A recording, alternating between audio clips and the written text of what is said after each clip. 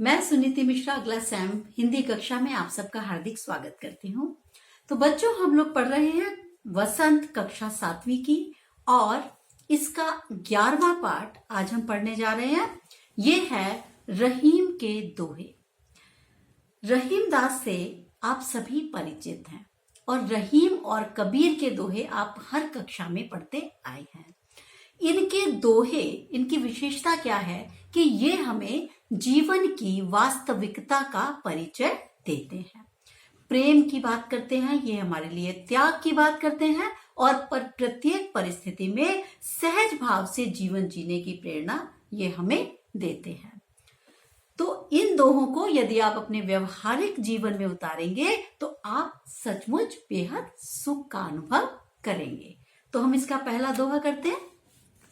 कहे रहीम संपत्ति सगे, बनत बहुत बहुरीत, विपत्ति कसौटी जे कसे, ते ही सांचे मीत। अब ये दोहा क्या कहता है?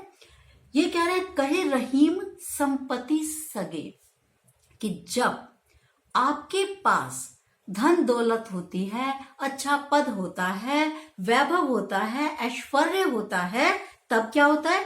ऐसे बहुत सारे लोग हैं जो आपके चारों तरफ मंडराते रहते हैं। बनत बहुत बहुरीत मतलब ये जान लीजिए कि ये तो एक तरीका ही है दुनिया का। क्या कि जब आप अच्छे पद पर हैं, जब आप धन वैभव से संपन्न हैं, तो आपके बहुत सारे लोग आपसे मित्रता करने का प्रयास करते हैं, आपके बहुत सारे मित्र होते हैं।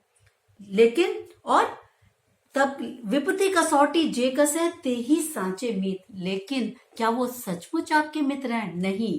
वो क्या बता रहा है अगली पंक्ति में कि विपत्ति की कसौटी पर कसे जाने पर, यानी विपत्ति में, संकट के समय जो हमारा साथ देता है, संकट के समय जो हमारी आवश्यकताओं पर खरा उतरता है, वास्तव में वो हमारा सच्चा मित्र होता है। अर्थात जब हम हर तरह से सुखी संपन्न होते हैं, तब जीवन में मित्रों की और हितैषियों की कोई कमी नहीं होती। सबको पता होता है कि हम उनके काम आने वाले हैं, तो वो सब हमसे मित्रता रखते हैं। लेकिन सच्चे मित्र की परख क्या है कि जब आप विपत्ति में हैं, तब जब वो आपकी कोई सहायता करने आता है, यानी जिसने दुख में भी हमारा साथ न छोड़ा हो, वास्तव में वो हमारा सच्चा मित्र है। तो ये क्या है? सच्चे मित्र की पहचान आपको बताई गई है। इस दोहे में सच्ची मित्रता की बात की गई है। ठीक है, आगे चलते हैं। जाल परे जल जात बही, तजी मीनन को मोह, रहीमन मछरी नीर को, तौन छाड़ती छो। तो परे मतलब पड़ने पर, जल मतलब पानी, जात जाता है, बही मने बह, तजी मने छोड़कर, मीनन मतलब मछलियों को।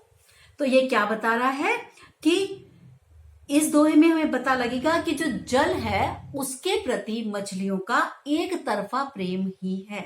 ये आपको ये बताना चाहता है कि जीवन में उन लोगों से अधिक प्रेम करिए जो लोग आपके लिए आपको भी उतना ही प्रेम करें। जैसे रहीमदास क्या बताया कि जाल में मछली के फंसते ही, जैसे मछुआरे ने जाल डाला तो जाल में मछली के फंसते ही पानी उसको त्याग देता है।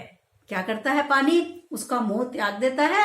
और फिर भी मछली क्या है? वो पानी के प्रति अपना मोह नहीं त्याग पाती। उसको जैसे ही जाल में फंसकर वो पानी के बिना रहती है, वो तड़प तड़प कर मर जाती है। तो वो क्या बताना चाह रहा है कि ये तो बात यही हुई कि मछली का एक तरफा प्यार है ये, कि वो पानी के बिना नहीं रहती, लेकिन उस पे जैसे ही विपत्ति पड़ी, जैसे हम ऊपर के दोहे में भी पढ़ के चुके हैं, जैसे ही मछली पर विपत्ति पड़ी, पानी ने उसका साथ छोड़ दिया और मछली को मरने के लिए अकेला छोड़ दिया।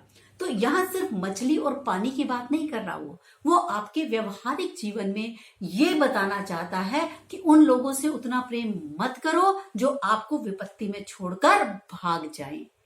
उन्हीं लोगों से प्रेम करो जो आपका विपत्ति में साथ दें। क्यों? क्योंकि पानी मछलियों का साथ नहीं देता। जैसे ही जाल पड़ता है, पानी उससे अलग हो जाता है और मछली बेचारी पानी के बिना तड़प तड़प कर अपने प्राण दे देती है। तो ये क्या है?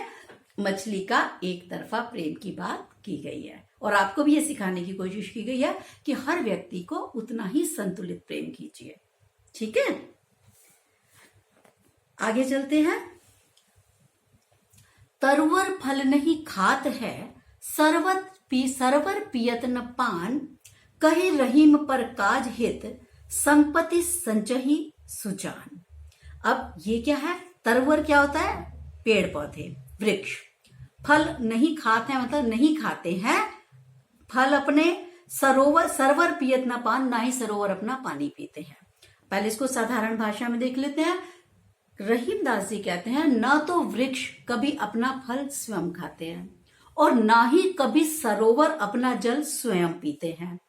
तो कही रहीम पर काज हित, तो रहीमदास जी कहते हैं परकाज मने दूसरों के लिए, परोपकार के हित के लिए, दूसरों की भलाई के लिए, संपत्ति संचयी सुजान, इसी प्रकार से दूसरों की भलाई के लिए, सुजान मतलब सज्जन लोग संपत्ति का संचय करते हैं, मतलब संपत्ति को एकत्रित करते हैं। यानी जो सज्जन, सुजान मने सज्जन, संपत्ति संचयी मने संपत्ति का संचयन मतलब एकत्रित करना। तो अच्छे लोग संपत्ति का को एकत्रित क्यों करते हैं? संपत्ति का संग्रह इसलिए करते हैं जिससे कि उस संपत्ति के द्वारा वे और लोगों की भलाई कर सके। सिर्फ अपनी भलाई के विषय में नहीं सोचते वो लोग। ये तो दुर्जन लोगों की पहचान है कि जैसी उनके पास संपत्ति आती है वो सिर्फ और सिर्फ अपने बारे में सोचते हैं। तो ये कैसे उदाहरण देके आपको समझा रहा है कि ना तो वृक्ष अपना फल खुद खाते हैं, ना सरोवर अपना पानी खुद पीते हैं, बल्कि वो क्या करते हैं?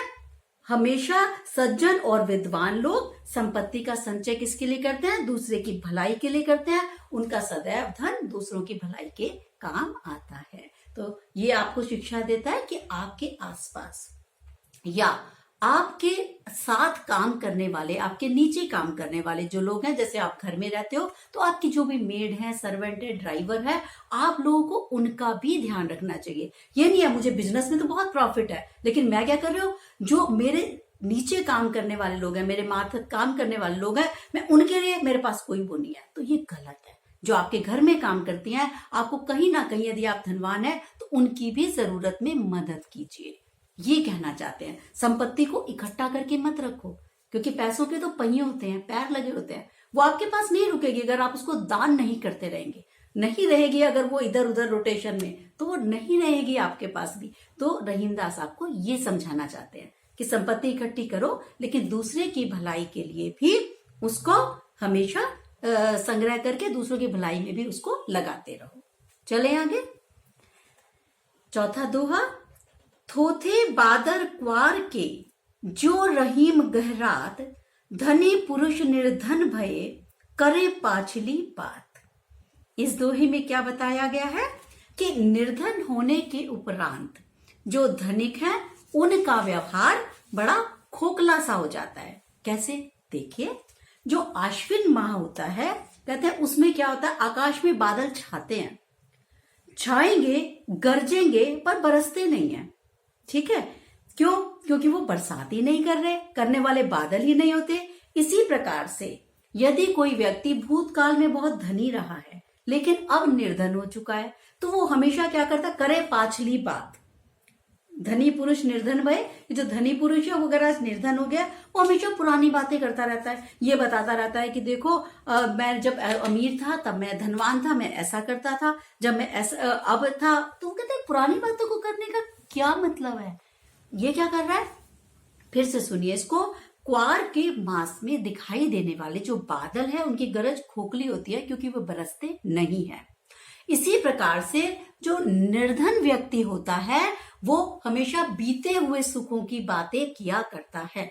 उनकी बातें क्या है? वो बेकार और वर्तमान परिस्थितियों में अर्थहीन होती है। मैं पहले क्या था, मैं पहले क्यों था, क्या इस चीज का कोई अर्थ है? नहीं है।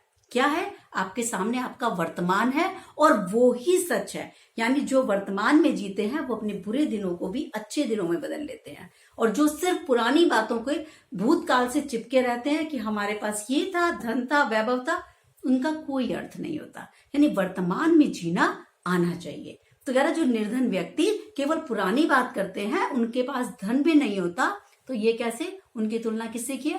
क्वार से गरजने वाले बादलों से उनकी तुलना की है। स्पष्ट तौर पे रहीम क्या चाहते हैं कि आप वर्तमान में रहें। अगर आपके पुराने दिन अच्छे थे तो आज की तिथि में अपने इन दिनों को भी अच्छा बनाने का प्रयास कीजिए। ये नहीं है कि अपनी पुरानी बातों को ही दोहराते रहिए और भूतकाल में चिपक कर बैठ जाइए, ये कहना चाहते हैं। ठीक है, तो अब हम चलते हैं अगले दोहे की तरफ। 5वां दोहा, धरती की सी रीत है शीत घाम ओ में, जैसी परे सो सही रहे त्यों रहीम यह दे। अब ये क्या कह रहे हैं कि जो धरती की सी रीत है, यानी मनुष्य को कैसा होना चाहिए, धरती के समान सहनशील बनने के लिए ये प्रेरित करते हैं। आपको पता है हमारे जो संस्कृति है उसमें धरती का बहुत सम्मान किया गया है। धरती को आप क्या कहते हैं? धरती माता। जैसे माता अपने पुत्रों को पालती है, इसी प्रकार से जो धरती है वो हमारी माता है और वो ही हमारे पालन पोषण की जिम्मेदारी लेती है। इसके अतिरिक्त जैसे एक साधारण माँ बहुत कुछ सहन करती है अपने संतान के लिए, इसी प्रकार से धरती माँ बहुत कुछ बर्दाश्त करती है, गर्मी, सर्दी, बरसात अपने ऊपर सहन करती रहती है और उफ तक नहीं करती। तो रहीम क्या कह रहे हैं? इस धरती से सीखो। क्या सीखो? कह रहे धरती की ये रीत है, धरती का ये नियम है कि यहाँ पे क्या क्या होता है, सर्दी, गर्मी, बरसात, हर तरीके के मौसम आते हैं। शीत, घाम और मेह। शीत मने सर्दी, घाम मने गर्मी और मेह मने बरसात। जैसी परे सो सही रहे, कह रहे जैसा भी परे मतलब जैसा भी मौसम हो वो सहती रहती है। त्यों रहीम यह दे, कह रहे इस देह को ऐसा बनाइए कि गर्मी, सर्दी, बरसात, यानी केवल गर्मी, सर्दी, बरसात की ही वो बात नहीं कर रहे, किसकी बात कर रहे हैं? सुख, दुख, कुछ भी कैसी भी परिस्थितियां आपके समक्ष आए तो आपने क्या करना है? आपने अपने शरीर को, आपने अपने मन को इतना मजबूत रखना है कि वो किसी भी प्रकार से विचलित न हो। यानी अगर हमें देह धरती के समान सहनशील और झेलने लायक हमारा शरीर होना चाहिए, जिससे कि हमें क्या हो कि किसी भी प्रकार के सुख दुख से, विपत्तियों से हमारा शरीर, हमारा मन हार न माने। ठीक है, तो ये इसका अर्थ है। आगे चलते हैं हम लोग। रहीम के दोहों की एक शिक्षा, ये आप जरूर करके जाइएगा। मतलब अगर आप ये शिक्षा करके जाते हैं तो अगर कोई और दोहा भी आता है और बाय चांस आपको उसका अर्थ नहीं आ रहा, तो आप अगर इसको भी घुमा फिरा के लिखेंगे तो वो भी आपके लिए कारगर, कुछ ना कुछ अध्यापक आपको नंबर दे ही देगा, क्योंकि उसकी शिक्षा इतनी महत्वपूर्ण है। तो सबसे पहले क्या है कि शिक्षा क्या मिलती है आपको? मैंने प्रारंभ में ही बताया कि ये जीवन की वास्तविकता से हमारा परिचय कराते हैं और हमें प्रकृति से भी सीख लेने की प्रेरणा देते हैं। इन दोहों में क्या क्या बताया गया है? सच्चे मित्र की पहचान बताई गई है, संकट के समय साथ न छोड़ने वाले लोगों की बात की गई है। फिर दूसरे दोहे में हमें जल से एक तरफा प्रेम करने वाली मछली की बात की गई है, क्योंकि जल से उसे कोई मोह नहीं, जल को उससे कोई मोह नहीं होता, तो हमें एक तरफा प्रेम नहीं करना चाहिए।